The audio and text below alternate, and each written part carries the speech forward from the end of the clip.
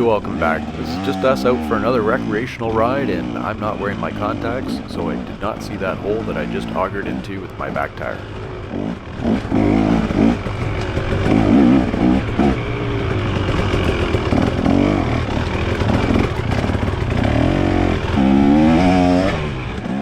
Today's ride's just going to be us ripping around on the stuff that we've built for the most part, and we is a big quotation marks because it includes a lot of people that have had a hand at expanding out the trail system, and that's really good because that gives us an option to ride pretty close to home.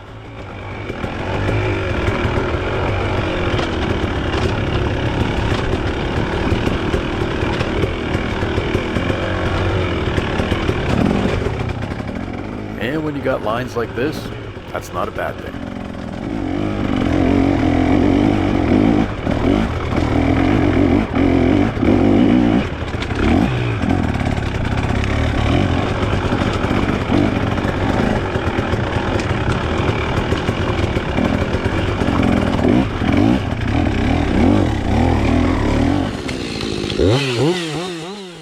Lance carried this saw around for half the day so we could clear up some of the trails, and this trail is called Second Wind, and we knew it had been hit pretty hard by a windstorm from over the winter and needed a little bit of TLC, so that's what it got.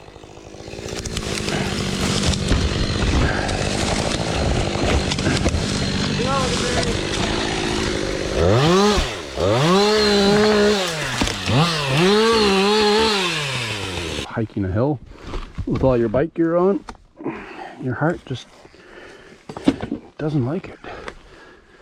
No, more probably your cardio doesn't like it. Well, that's weakness and it needs to stop, so let's go.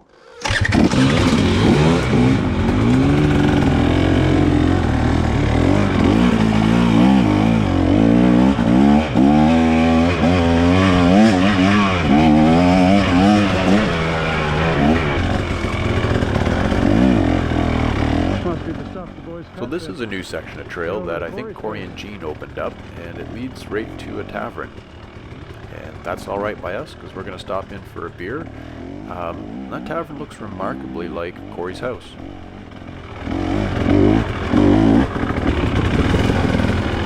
Oh, it's just really loose? Yeah, not bad.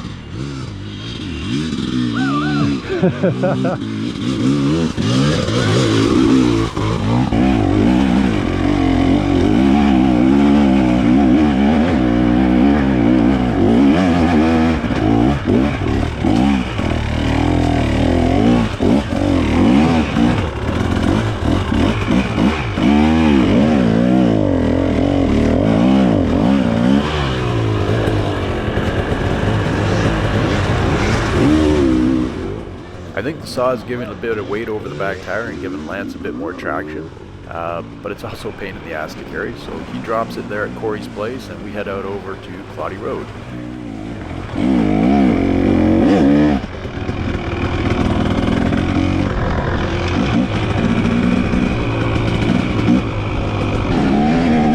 It was clips from this video that I used to show in my last video where my fuel pump filter was failing. And you're going to see some evidence of that here in a second. But that's kind of where this video leaves off, is where that video picks up, where we're doing some laps. Though there is more to this day than I'm showing in this video, because it's another video that I'm going to put up probably immediately on the back end of this one, because I'm getting behind and burning up some footage.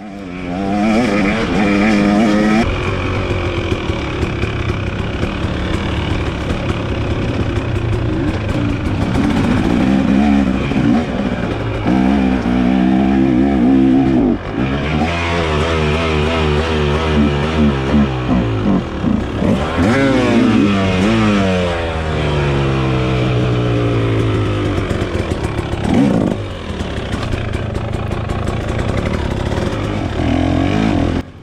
does that a couple times today and then gets much worse when we get on the turn track, because obviously you're hitting the throttle full throttle more frequently.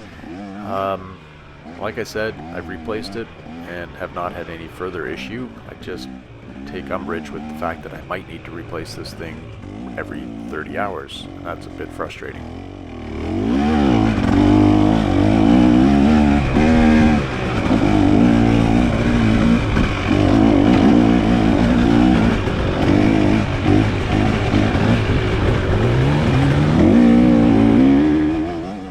That's Corey just in front of me, and he's on his new Beta 300RR, and that's quite a bike. It works really well, and I gotta say it's working really well for him, because he's gotten a lot faster this year than he was last year. Though maybe he was just as fast, and it was the bike that was kind of holding him up. But I've noticed a marked difference in his riding this year.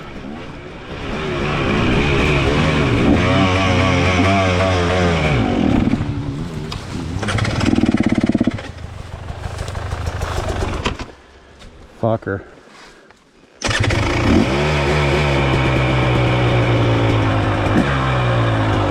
Yeah.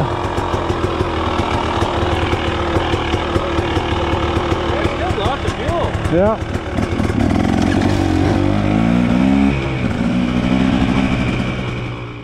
But I guess I should qualify that last remark. I don't think your bike necessarily makes you faster. You can just be more comfortable on it. It's a better union between man and machine, and it just works better for you. So in this case, it's working better for Corey.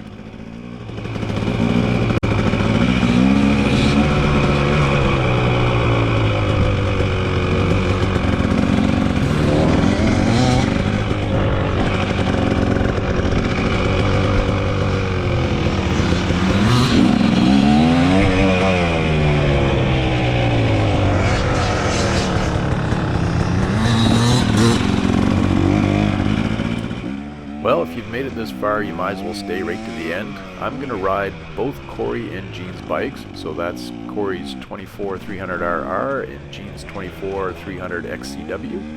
And I'm not going to tell you anything about it. No impressions. I'm going to save that for later, because we're going to get all these bikes and hopefully a Sherco. Hey, Hugo, are you listening?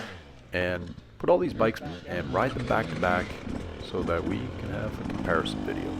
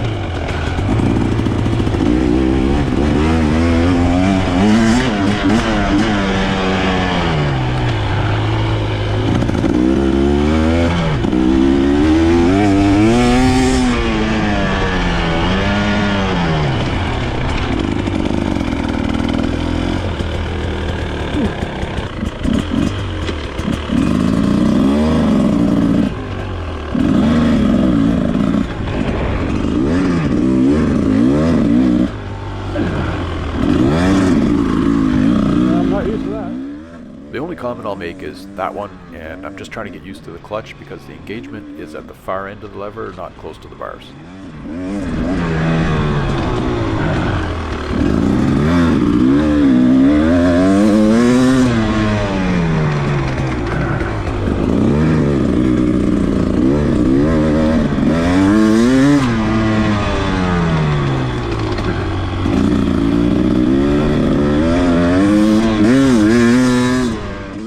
That about brings us to the end of this video. I didn't want to make it a 20-minute video, so I'll throw the next one up kind of quick because that's our ride with Liam. Without any problems. Let's see what mine does.